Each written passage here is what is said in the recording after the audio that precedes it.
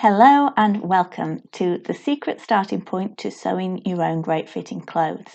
I'm Alison from Bag Ladybird Learn to Sew, and I will be taking you through the video today and revealing to you the secret that will help you make clothes that fit you amazingly well.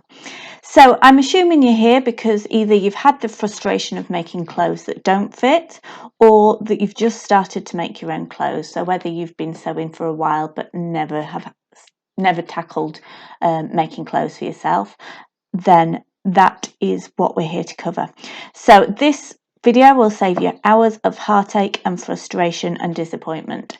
So let me start by saying that pattern sizing has absolutely nothing to do with shop sizing.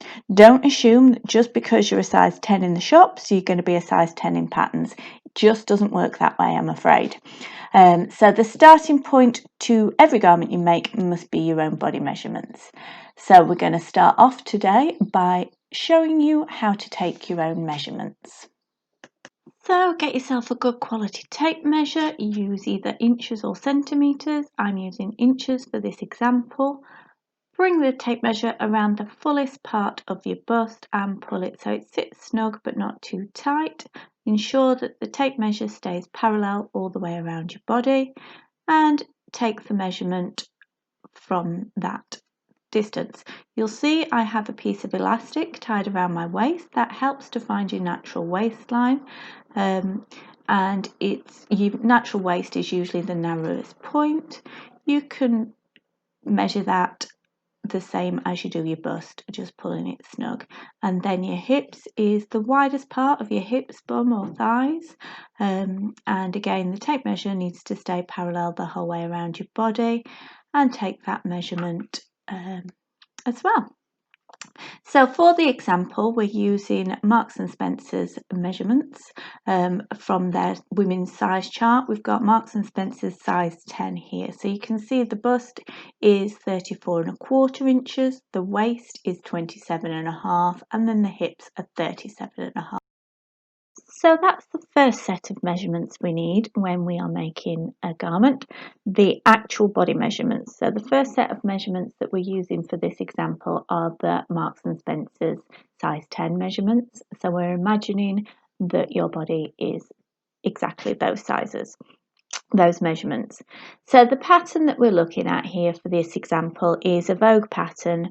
It's Vogue 8146 if you want to look it up online, and we're looking at the dress, not the jacket.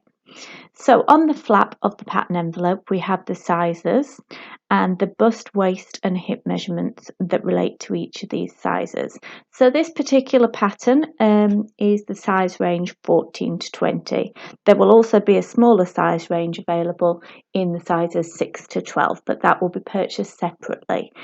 So you just need to be aware of this. If you're in the midpoint between these two sizes, you may need to think about it a little bit more on which size you actually purchase. And just remember at this point that the body measurements, your actual body measurements, are the most important, and that the sizes don't relate to shop sizes.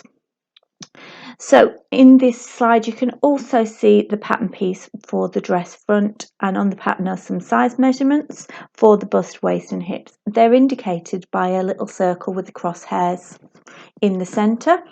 That is the point at which on the pattern the measurement has been taken. So there's a measurement for the bust, waist and hips, and these are the finished garment measurements.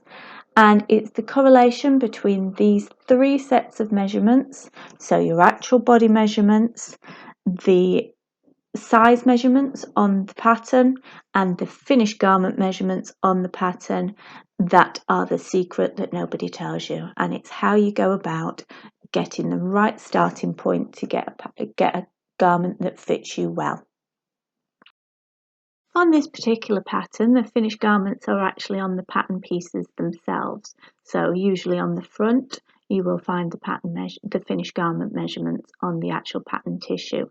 Other patterns, you will find the finished garment measurements on the actual pattern envelope, so you'll be able to see that before you even open it up. Or for other, particularly indie patterns, you will find the finished garment measurements on the actual instruction booklet. And there are other patterns as well that you will come across that don't have any finished garment measurements on there.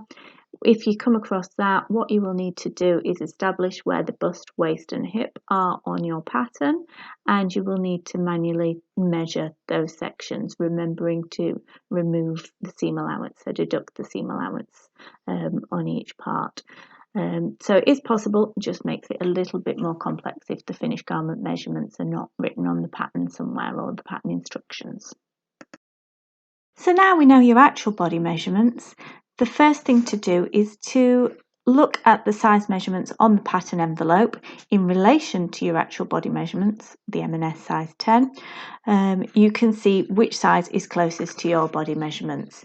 So the M&S size 10, the bust is 34¼ inches. So that one actually falls between the size 12 and the size 14 on this pattern. So the size 12 is 34 and the size 14 is 36 inches. But we're going to round up because we don't want anything to fit too snugly. The waist on the body measurements is 27½. So that pretty much falls under the size 14 at a size 28 inches. And then the hip measurement, the M&S 10 is a 37½. So again, would go for the size 14 in the size 38-inch hip measurement. So most bodies do not fall neatly into one size category. You may have a bust that's larger than your hips or vice versa, or your waist may be out of proportion with the measurements on the pattern. The patterns are just a starting point. And this tutorial gets you to the right starting point. So once you've established the starting point that you're going to work from, there are then other alterations that you can do to blend between sizes, and I can show you how to do that in future tutorials. Next, we'll take a look at the finished garment measurements from the pattern. As you may remember earlier, they are on the pattern tissue on this pattern, indicated where the measurement has been taken by a circle with a crosshair in the middle. So for the size 14 for this pattern, the bust is 39 inches, the waist is 36 inches, and the hips are 41½ inches. Let's review those three sets of measurements. So we've got the body measurements, the 34¼ inches of the bust, 27½ inches at the waist, and 37½ inches at the hips. So the nearest equivalent on the pattern was a size 14. So the bust on that was 36 inches, the waist 28 inches, and the hips 38 inches. So you think that's pretty close to the correct size. But then we'll look at the finished garment measurements in comparison to the body measurements. So the finished garment measurements, the bust is 39 inches, the waist is 36 inches, and the hips are 41½ inches. So it's the difference between the measurements, the finished garment measurement and the actual body measurement, that is really crucial to choosing the right size as your starting point when you're making up a garment. So on this particular example, the difference between the bust of the actual body measurements, 34¼ inches, and the finished garment measurements of a size 14 at 39 inches would be 4¾ inches, so nearly 5 inches difference, 5 inches of ease around the bust. The waist, there would be 8.5 inches, and around the hips there would be 4 inches of ease. To get the correct amount of ease, there is a recommended minimum amount of ease for each body point. So we called that the ideal ease. So for the bust, you're looking at between 2 and 4 inches of ease. Your waist is between 1/2 inch and 1½ inches of ease, and your hips is between 2 to 4 inches of ease. So remember that ease is the difference between your actual body measurements and the finished garment measurements. There are a number of factors that you need to take into account when you're deciding how much ease you want in your garment. One of those is the style of the garment. So we're referring back to the pattern illustration and the style of the dress. So this dress is a relatively fitted straight dress. So the fit around the bust and the hips would be relatively close in comparison to, say, a full skirt or a looser fitting top. The waist, however, is not particularly nipped in. It is a relatively straight dress, as I said. So we're looking at something that fits a little bit less neat on the waist but quite neat on the hips and the bust. When we look at the ease included for a size 14 on this example, your ease around your bust is nearly 5 inches, which would be quite a loose fitting garment. So if you're unsure as how to work out if this is how you want something to fit or not, the best way to do it is to get your tape measure and put that around your bust at 39 inches. So as it shows, the finished garment measurement would be 39 inches. You could put that tape measure around your bust and see how that would fit. Another way of checking how you like your garments to fit is checking the finished garment measurements and measuring a garment that you've already got in your wardrobe that fits you like you want this garment to fit. So looking at the actual ease measurements, the difference between the finished garment measurements and the body measurements on this garment, at 4 3/4 inches on the bust is quite a lot of ease. So what I'm going to do now is I'm going to look at the size down. So look at the finished garment measurements for a size 12. Let's take a look at the difference between the size 12 and the size 14 finished garment measurements to see if that would be closer to the ideal ease for this style of garment. Let's take a look at the ease on the bust first of all for the size 12. So you would be looking at 2.75 inches of ease, so 2 3/4 inches of ease around the bust, which would be much more acceptable for that fit of dress, 2 3/4 inches rather than 4 3/4 inches with the size 14. The waist measurement, as we've already discussed, is less important for this style of dress, but you would be looking at 7 inches of ease around the waist as opposed to 8.5 for the size 14. And then the hip measurement would be, the ease on the hip measurement would be 2 inches for a size 12 as opposed to 4 inches on the size 14. So with that, you need to decide if 2 inches is enough for you, if that's the style you want to fit, or if you'd prefer to go up to the 14 and allow that bit of extra room around your hips. Probably for a size 12, your 2 inches of ease is acceptable. Once you get up into the bigger size ranges, you need more ease to allow enough room for movement. So just be aware of that. If I was making this garment, I would make a size 12. A size 14 would actually be too roomy for this style of garment. So it's that secret that you need to know, so you know how to pick the right size. Let's take a look at another size as an example. The actual body measurements we're going to use are the measurements for an M&S size 16. So the bust would be 40 1/4 inches, the waist 34 inches and the hips 43 1/4 inches. So looking at the pattern measurements, the closest size to this would be a size 20. So the bust on a 20 would be 42. The waist would be 34 and the hips 44 inches.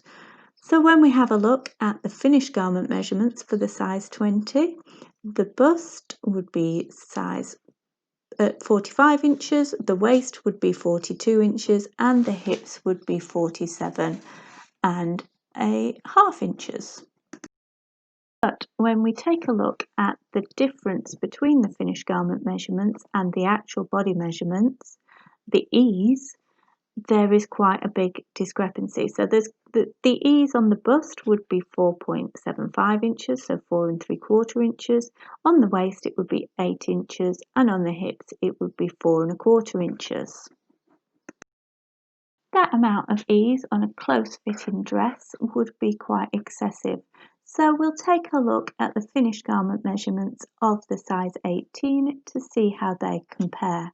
So if you're looking at the size 18, the finished garment measurements are 43 inches, 40 inches and 45.5 inches for the hips, which would give you an ease on the bust of 2 3/4 inches, on the waist of 6 inches and on the hips of 2 1/4 inches. So both the bust and the hips sit nicely within the ideal ease, and the waist is larger than the ideal ease, which is fine because of the style of the dress, and it doesn't matter if there is more ease so long as there isn't less ease than the ideal ease. So looking at this, I would do a size 18 for these body measurements. As I hinted at earlier, there are other factors that come into play when you're looking at the ideal amount of ease on your garment. So it depends on the style of the garment. So at the moment there's lots of very loose fitting dresses and tops about. So the amount of ease you would have on the bust and waist and hips would be much larger than the ideal ease measurement, which is your minimum ease. Your personal preference comes into play as well, so it depends how you like your clothes to fit. I know a lot of ladies don't like it to feel too snug around the waist, or they don't want it tight on their hips, and you need to use your knowledge of your body and how you like things to fit to get a really personalised fit to you. It also depends on the type of fabric. So if you were using a really stiff fabric like a rigid denim, for example, or another fabric that didn't have any give to it, then you would need more ease included than if you were using a softer fabric or something that had a little bit more give to it. And again, if you're using knit and stretch fabrics, what happens is very often you would use a negative ease. So if you think about a pair of tights as an extreme example of this, the tights in an unworn state, when they're sort of flat, are much smaller in measurement than your actual body, and they stretch to fit you. But that is the function of stretch fabrics, and that allows that negative ease to get the fit for you. So the fit all comes from the fact that the fabric stretches, not from that you're allowing that ease in the measurements that you're using. So then that falls into function of use as well. So if it was gym clothes, for example, you'd obviously need something that you would be able to move in. But if you're going to be wearing it, for example, if you're wearing it on a night out and you know that you're just going to be standing up at a bar, for example, you won't need to sit down. You can get away with less ease. However, if you're going to be sitting down, if you're going to be eating, you may need a little bit more ease. And it's taking all these things into consideration to get you the best starting point to get the size that's going to fit you right. Once you've established your correct starting point for your pattern, there are lots of tweaks and alterations you can make to the pattern to get a better fit for you. This is taking it on a stage, but what we've talked about today is the secret starting point that helps you to sew great fitting clothes for yourself. And with this starting point, you can grow and develop and increase your skills in fitting and make the alterations that will get a great fit for you. But I hope this has revealed something that a lot of people don't know about understanding where the finished garment measurements and your body measurements come into play, and ensuring that you get the right size as your starting point whenever you're making a garment. If you've enjoyed this video, I'd love to hear from you. And I always love to hear from my students. You can contact me through socials on Facebook and Instagram at bagladybird, or if you'd like to learn more and join in at my membership club, you can join in using the link on the screen. Thank you for listening today. Thank you for tuning in. Bye bye.